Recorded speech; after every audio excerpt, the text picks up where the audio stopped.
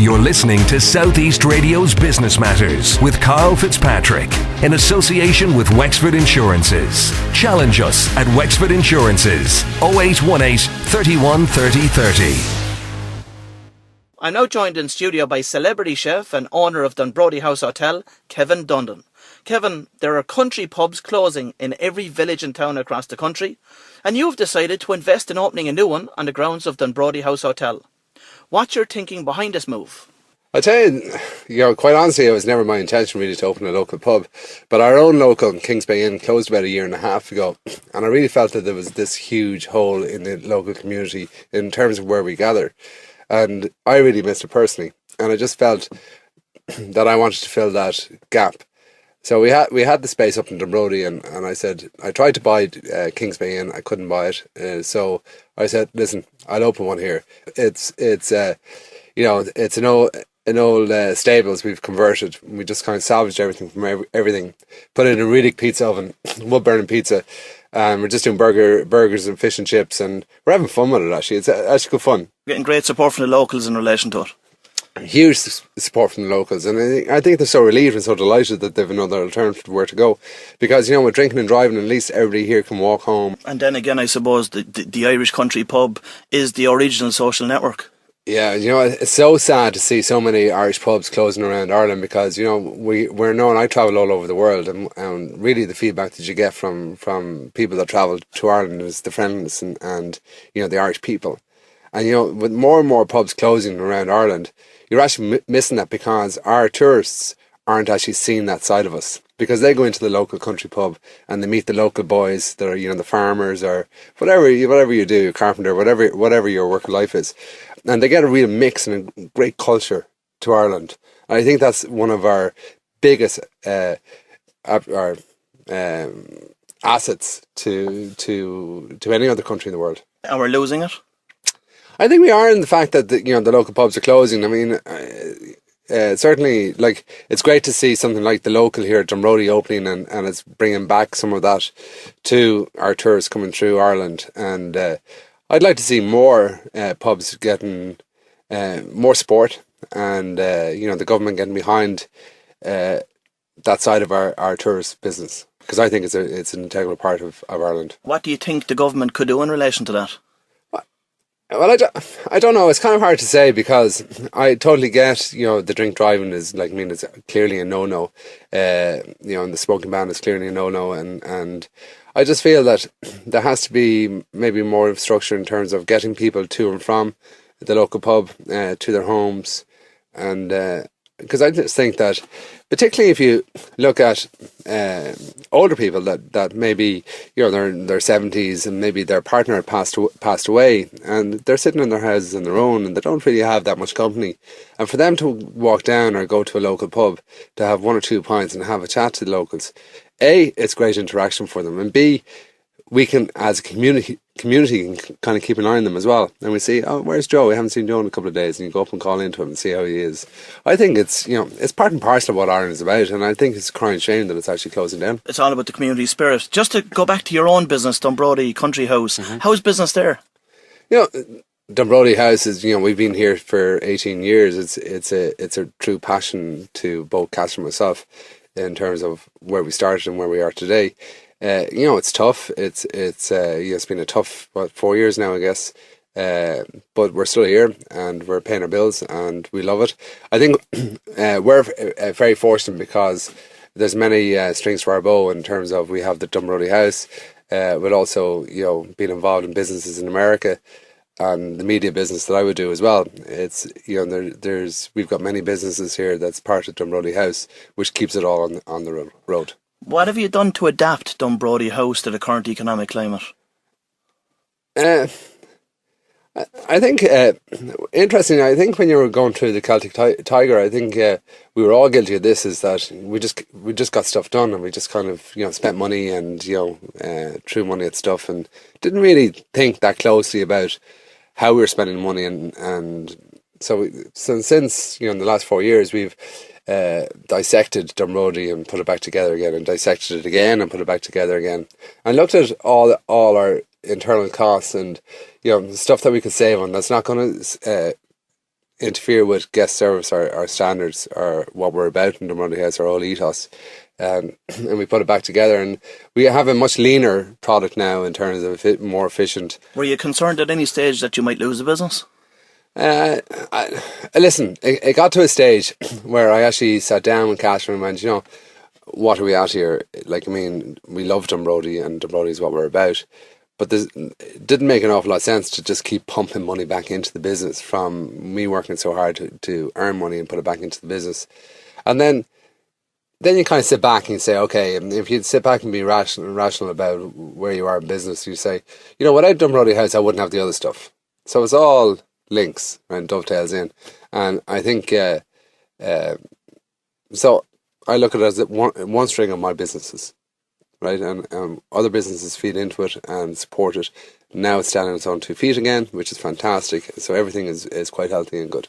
Specifically, I suppose, who's your target market for Dunbrody House, and how do you market to them? Our target market, I guess we have a huge Irish contingency that come to Dunbrody, and 65% of our business would be repeat and referral, which is huge. I think Catherine, in fairness, is a genius in terms of marketing. She went to college. She did international languages and marketing in Dublin many years ago, and so Catherine would really be the backbone in terms of understanding our market and getting the people into Dunbrody. We would have a great mix, so we would have a lot of Irish. We would have a good mix of UK, US, Italian, quite a few, Swiss actually, believe it or not, and German market. But then you get a scattering of Australian. So there's a nice mix of our business, but our main core would be Irish. And in terms of marketing, we're involved. Are a member of Ireland's Blue Book, which is a fantastic organisation, which is independently owned hotels within Ireland. I think there's 37 of us in Ireland. And we own this company called the Blue Book, which is a marketing company, and through that, and it's very well recognised and respected worldwide. So that's a huge thing. A lot of online presence through booking.com, and then Catherine will be very active in Twitter and Facebook, and driving business through our own website, and we have our own search engine, or not our own search engine, we have our own reservation engine on our website. You touched on it there earlier on. You said that there's a contingent link between Dunbrody House and your own media career. How beneficial has the TV profile that you've developed for yourself been for Dunbrody House? I think it goes hand in hand. In fairness, I was quite fortunate in how it came about, because many years I never saw. I never went and looked after the media business, but film crew came down to Dunbrody. It was a travel show, and they were here, and they asked me would I do a piece with their presenter in the kitchen, and from that they offered me my own TV show, and so I did that. But that was a good few years ago. And from there, I've been in the TV now world for maybe 14 years, and still doing it. As we speak, we're filming our next TV series for RT. Kevin, to go back in history, tell us, had you always a passion for food growing up? Was it something that was almost a vocation for you to go into? Yeah, I think my mum was hugely into food, and so was my grandfather, and I think we were sitting at the kitchen table, we were talking about what we're going to have the next day for dinner. So I think it was, and I always had this urge to travel, and I think chefing allows you to do that, and I did travel quite extensively. I went to college in Dublin, and in Carver Street, so I was there for 3 years, and through that I actually got a scholarship to go to Switzerland, which was fantastic. And what actually happens is that your name goes into a pot once you get the scholarship, and they kind of advertise you, and then restaurants pick you up and place you into the restaurant for a year, which is fantastic. But I always had this urge to work on a cruise ship, and Presiding Maritime Services, which were represented in Windstar Sales, were recruiting in Ireland, and but you had to be 21. I think I was 18 at the time, and I actually went for the interview, and I went to them. I said, "Listen, I'm here as a learning curve. I just want to learn more about what it's like to work on a cruise ship and blah blah blah." And they ended up offering me a job then. So I actually went there first before I went to Switzerland, and I was on the cruise ships for a year. It was cruise ships was kind of a surreal but interesting experience. A, I was very young, and B, you worked 16 hours a day, 7 days a week, and your day off was You didn't have to work breakfast or lunch. But I think because we were all working the same sort of hours, that you actually didn't realise you were working those sort of hours until you came off the boat, and then you kind of went, wow, I can't believe I did that. So listen, it was a great experience. Would I do it again? Probably not. But would I recommend someone to do it? Probably would. Yeah, then I lived in Miami for 3 months and I partied my face off. I had so much fun. It was fantastic. My student card in Ireland, they actually made a mistake and said I was 23. Like a legit mistake. It wasn't me or anything. It was just they made it. So I literally partied my face off because you had to be 21 to drink there. And then I went to Switzerland, and Switzerland is the most conservative country I've ever worked in my life. I always remember, that song "Stop Making Sense" by Talking Heads. Walking around Zurich saying, what the hell am I doing here? You know what I mean? And I didn't have any word of German, and so it took me about 3 months to learn German. You go into a bar and you'd say to the chap beside you, do you speak English? And he'd say yes, and that would be the end of the conversation. So in 3 months I could speak German. Now I can speak German. And then I actually had a good time. Actually, I learned a lot and whatever. And then from there I went to Canada, where I worked for a company called Fairmount Hotels. And I became the youngest executive chef for them at the age of 22, which was this 5-star hotel, 421 bedroom hotel, 7 restaurants, banquet 750, a crew of 90 chefs below me. So that was huge, and I did my master chefs there as well in Canada, representing Canada in the world for food. Cook for the Queen of England over in Canada. I cook for loads of people over there, President Bush and NATO and everything else. But then came back to Ireland. In fairness, I didn't really want to come back, except that Catherine, my wife, really wanted to come home, and she and Mum were looking for a chef, and they approached me and basically headhunted me back to Ireland. And so I came back, and it was probably the best thing we ever did, because I wouldn't be sitting here talking to you if I didn't. Yeah. At the age of 30, you purchased Dunbrody Country House. Ballsy thing to do, courageous. Were you always so ambitious? I think it's in my nature to be ambitious. I didn't find it ballsy. I didn't find it ambitious at the time. I thought a lot of people thought that, but I kind of looked at it was I'm young enough.